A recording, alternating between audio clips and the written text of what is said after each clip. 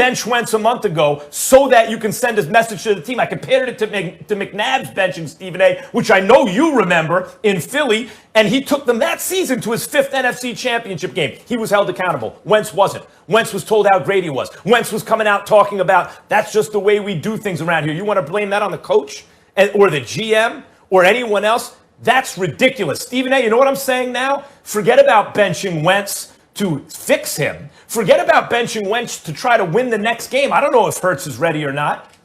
You have to sit Wentz necessarily for the rest of this season to see whether Jalen Hurts can be your quarterback going forward or whether you have to use your top 5 or 6 pick to draft a quarterback, because Carson Wentz is over. Finished. It's over. Too much to fix at this point. I warned everybody.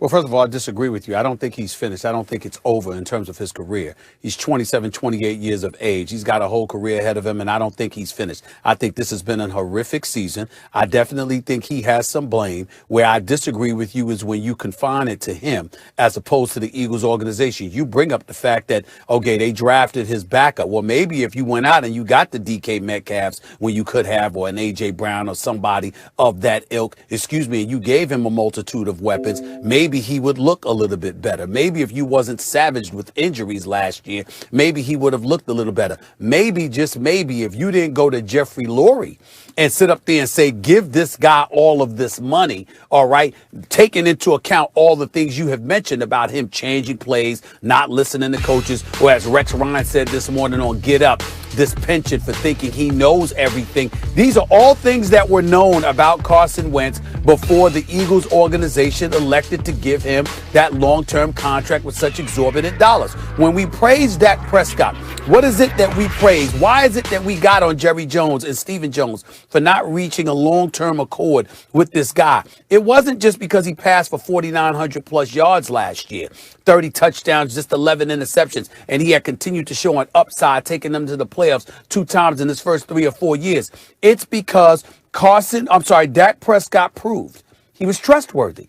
He proved that he was a leader. He proved that he could galvanize the troops in the locker room. There were no debates going on within the locker room as to whether it should be Carson Wentz or Nick Foles. There were no debates about, oh my goodness, who's liked more or whatever. Dak Prescott was that dude. He was that dude on the field. He was that dude in the locker room. He was a leader. He was trustworthy. And so if there were questions about that with Carson Wentz, you knew it if you were Harry Roseman. You knew it if you were Doug Peterson. But you went upstairs to Jeffrey Lurie, because as somebody that worked in Philadelphia for 17 years, as somebody that was a columnist covering the Philadelphia Eagles, who have spoken to Jeffrey Lurie on several occasions, one of the things that I know, he's the boss.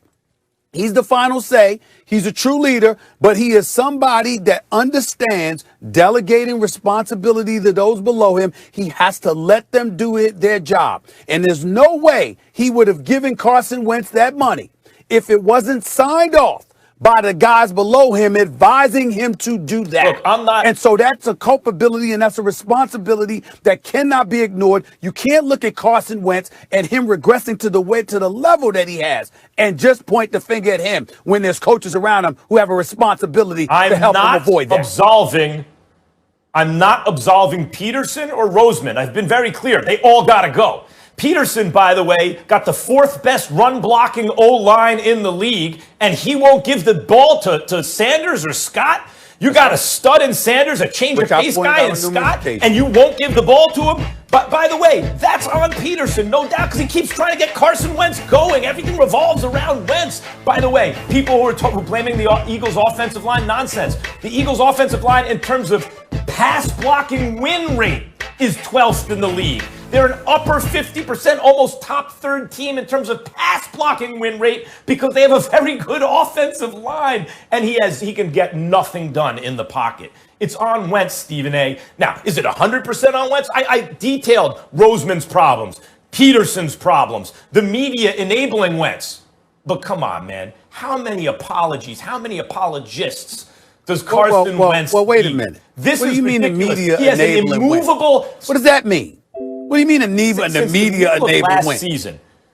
Since the middle of last season, When I pointed out repeatedly he's regressing, I was told I was crazy. No, Wentz is great. He's winning these close games. He wasn't. He was regressing. But everyone was talking about how great he was. He believed it. He didn't work on things. And he got more and more power in the organization. That's why Rex Ryan is hearing the things he's hearing now about Carson Wentz. Stephen A., do you remember Joe Santaloquido out of Philadelphia? He wrote an article on Wentz. He was kind to Wentz and the Eagles. He wasn't hard on them.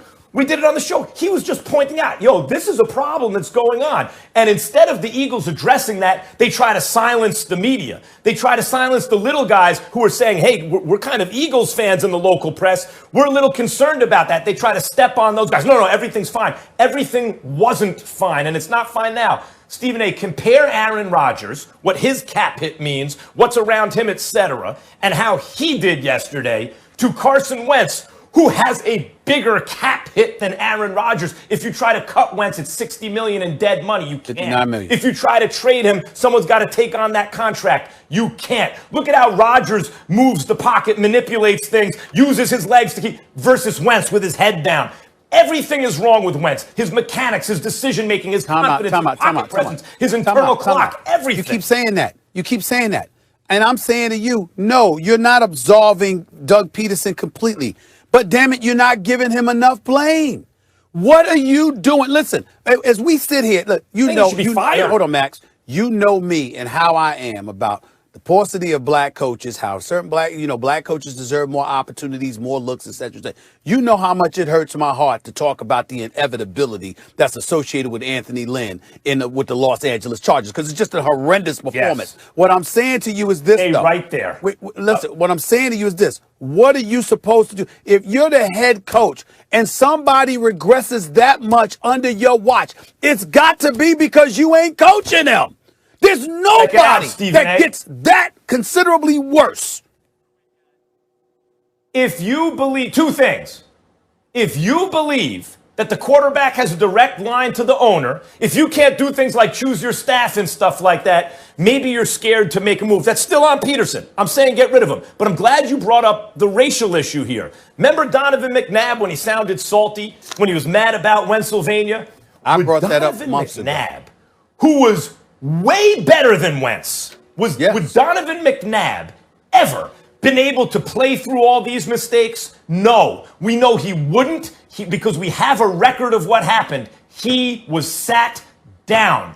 Wentz was not. So I understand your point about racial disparity in coaching. What about with quarterbacks? Well, I mentioned it. That's what I mean. That's why I was getting crucified about on First Take months ago, because I brought up how if this were Donovan McNabb, what would we be saying? What would we be doing?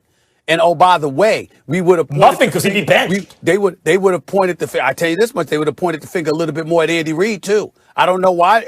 You got to point the finger at Peterson. You got to. All right, I'll leave you guys with this. Carson has the largest guarantee in the NFL next season, over $25 million. Much more to come here on First Take. Buckle up for this next topic. Baker silencing his